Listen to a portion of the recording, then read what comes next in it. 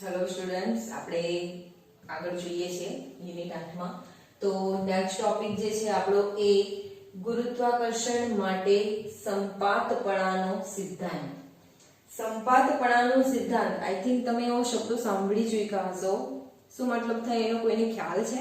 સંપાતપણાનો સિદ્ધાંત એટલે સંપાતપણા એટલે કોઈ એક પદાર્થ હશે એના પર એક કરતા વધારે પદાર્થોનું આક્રમણ. એટલે કે કોઈ એક પદાર્થ છે એના પર એક કરતા વધારે પદાર્થો એક સાથે બળ લગાવે, બરાબર? તે એટલે સંપાતપણું કહેવાય, બરાબર? તો ન્યૂટનની ગતિનો ત્રીજો નિયમ પ્રમાણે શું થાય? જો એ જે તે પદાર્થ હશે એના પર બીજો પદાર્થ બળ લગાવે તો પેલો પદાર્થ પણ એના પર બળ લગાડે ને, બરાબર? તો એ જ આપણે અહીંયા જોવાના છે કે ગુરુત્વાકર્ષણ માટે સંપાતપણાનો સિદ્ધાંત શું છે. એકદમ ઈઝી છે, 2 માર્ક્સમાં એમ છે, ધ્યાનથી જોજો. તો આપણે સિદ્ધાંત પહેલા લખી દઈશું. તો કોઈ એક કણ પર, આપણે આગળ જોયું તેમ, કોઈ એક કણ પર ઘણા બધા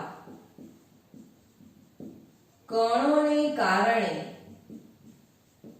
લાગતું ગુરુત્વાકર્ષણ બળ.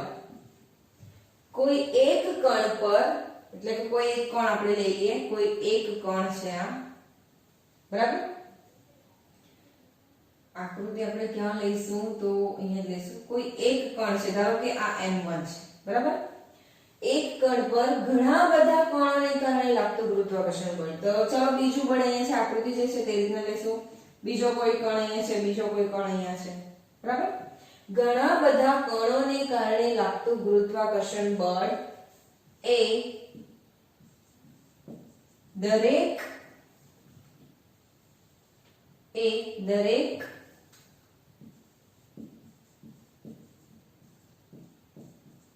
કણોના કારણે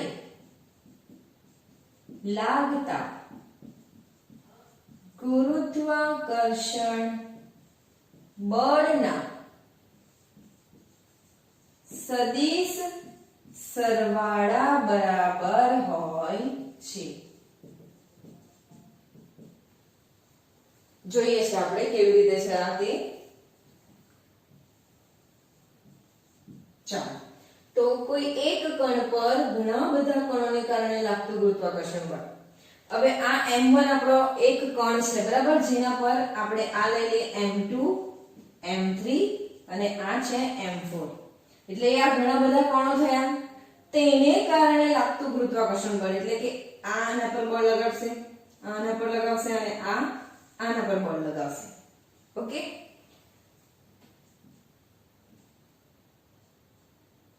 હવે મેં એરો જે છે એ આ દિશામાં આપી દીધો છે, એનો મતલબ તમને ખ્યાલ આવી ગયો હશે. કયો નિયમ એપ્લાય થાય અહીંયા? ત્રીજો નિયમ. આ જેટલું લગાવશે તેટલું જ આ પણ એને લગાવશે. આપણે કોઈ દિશા બતાવી છે. તો એ જે ગુરુત્વાકર્ષણ, આ ત્રણેય જે આના પર ગુરુત્વાકર્ષણ બળ લગાડે છે, એ ગુરુત્વાકર્ષણ બળ એ દરેક કણોના કારણે લાગતા 1, 2 અને 3 કણોને કારણે લાગતા ગુરુત્વાકર્ષણ બળના, એ જે લગાવે છે તેનો બળના સદિશ સરવાળા બરાબર હોય છે. શું છે? સદિશ સરવાળા બરાબર હોય છે. કે આ જે m1 જે છે કણ, એના પર 1, 2 અને 3 જણા બળ લગાડે છે. તો અહીંયા જે કંઈ બી બળ હશે, એના પર જે કંઈ બી બળ આવે છે, એ બળ કોના બરાબર હોય? તો આ લોકો જેટલું લગાવે તેટલું જ આના પર હોય છે. એટલે શું? આ એક કણ છે, એના પર આ બળ લગાવે અને આ બળ લગાવે, આ બળ લગાવે, તો એ પણ એ લોકોને એટલું જ રિઝલ્ટ આપશે, બરાબર? તો બંને સરખું થયું છે. ઓકે, તો આના પરથી આપણે આકૃતિ હવે બનાવી દઈએ. તો m1 છે એના પર m2 દ્વારા લાગતું બળ છે, બરાબર? તો આપણે F12 લખીશું. 2 દ્વારા m1 પર લાગતું બળ, ચલો 3 દ્વારા m1 પર લાગતું બળ એટલે F13 અને અહીંયા F14. ચલો, ખ્યાલ આવી ગયો? હવે એનાથી ઉલટું, જો m2 આના પર લગાવે તો m1 બી આના પર લગાવશે, તો ઇઝ ઇક્વલ શું આવે -F21 આવે, ખ્યાલ આવે? તો અહીંયા પણ શું આવશે -F31 અને ઇઝ ઇક્વલ -F41, ખ્યાલ આવે? ઓકે, એ આના પર બળ લગાવશે. હવે જુઓ તો આનો જો સ્થાન સદિશ આપણે જોઈએ તો આ દિશામાં છે આ, એટલે કે R12 જે રીતના બળ હશે તે રીતના એનો સ્થાન સદિશ R12 બરાબર શું રહેશે? તો -R21. તો અહીંયા મને કોણ કહેશે? તો અહીંયા પણ શું થશે એનો R13 બરાબર -R31 ને તેવી જ રીતે અહીંયા શું થશે? R14 બરાબર R41 -R41, ખ્યાલ આવે? તો આની આકૃતિ થઈ ગઈ છે. ઓકે, તો હવે આપણે શબ્દોમાં રજૂ કરીએ આકૃતિ પરથી, બરાબર? તો જુઓ કે આકૃતિ પરથી અથવા ચાલુ ધારો કે M1 કણ પર M1 દળના કણ પર પહેલા આપણે M2 વડે લગાવીએ તો M2 દળના કણ દ્વારા લાગતું ગુરુત્વાકર્ષણ બળ શું થશે? F12 બરાબર, ચલો ઇક્વેશન તો તમને ખ્યાલ આવી જ ગયો હશે. શું છે? G M1 M2 ભાગ્યા R12 આવશે, બરાબર? એનો સ્થાન સદિશ R12 ની રીતે આવશે, R12 નો સ્ક્વેર ગુણ્યા એકમ સદિશ R12, બરાબર? M2 જે છે એ M1 પર લગાડે છે, આપણે લખ્યું છે. જો M2 M1 પર લગાવે તો એનાથી ઓપોઝિટમાં શું થાય? M1 પણ M2 પર લગાવે.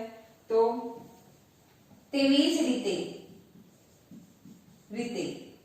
લખીશું અહીંયા કે M2 દળના કણ પર M1 દળ વડે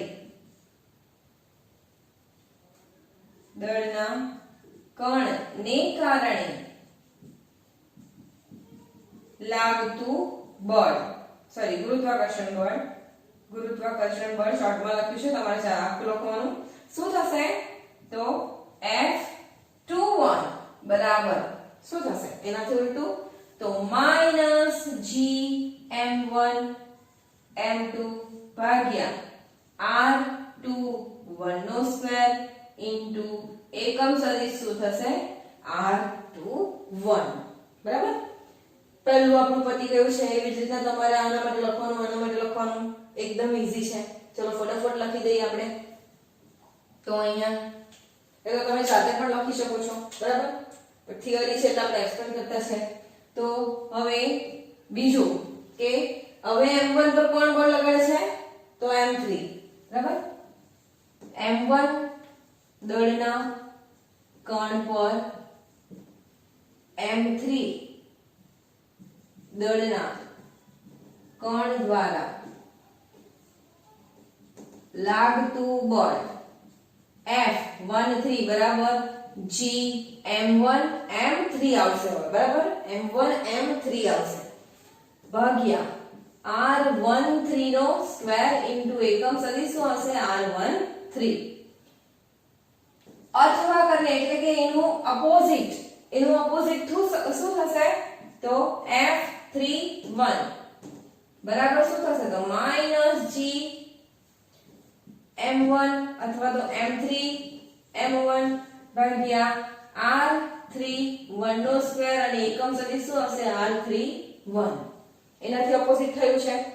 સેમ હવે કોના માટે લખીશું? તો 4 માટે, બરાબર? હવે 4 એના એક પર લગાવે છે. તો હવે M1 દળના કણ પર M4 દળના કણ દ્વારા લાગતું ગુરુત્વાકર્ષણ બળ શું છે? તો F14 બરાબર શું થશે? તો G M1 M4 ભાગ્યા R14 નો સ્ક્વેર ઇન્ટુ એકમ સદિશ r14 અને આનાથી અપોઝમાં, આનાથી ઉલટું, આનાથી વિરુદ્ધ, જો 4 એક પર લગાવ તો એક પણ કોના પર લગાવે? 4 પર. તો f41 બરાબર minus g m4 m1 r141 નો સ્ક્વેર ઇન્ટુ એકમ સદિશ r41. બરાબર. ચાલો, તો આટલા બળ લાગે છે કે જે m2 m3 અને m4 એટલા લગાવે છે તેટલા એનાથી અપોઝમાં પણ મળે છે, m1 પણ બધા પર લગાવે છે. બરાબર. તો અહીંયા ક્વેશ્ચન એ થયો કે ટોટલ જે અહીંયા સદિશ સરવાળો બરાબર હોય છે તે સદિશ સરવાળો આના પર કેટલો હશે? f. તો m1 પર ટોટલ કેટલું બળ લાગે છે? તો આના જેટલું લાગશે. બરાબર. તે લખીએ હવે. તો m1 દળના કણ પર લાગતું કુલ ગુરુત્વાકર્ષણ બળ F1, કારણ કે m1 પર તો F1 જ આવશે. તો F1 બરાબર શું થશે? F1 બરાબર શું થશે? તો F12 વત્તા F13 વત્તા F14. બરાબર. તો આપણે એમાં કિંમત મૂકીએ. આપણે આમાં કિંમત મૂકીશું તો શું થશે? F12 બરાબર શું છે? આ g m1 m2 by r12 નો સ્ક્વેર into r12 વત્તા f13 એટલે પ્લસ ટર્મ, આ બધી પ્લસ ટર્મ લીધી છે આપણે, g m1 m3 by r13 નો સ્ક્વેર into એકમ સદિશ r13 વત્તા શું થશે? f14 એટલે g m1 m4 ભાગ્યા r14 નો સ્ક્વેર into r14. આ તો થયું પ્લસ નું. બરાબર. ચલો, આટલું લખાઈ ગયા બાદ આપણે પણ આગળ પણ હજુ એક સ્ટેપ રહી ગયું છે તે આપણે લખીશું.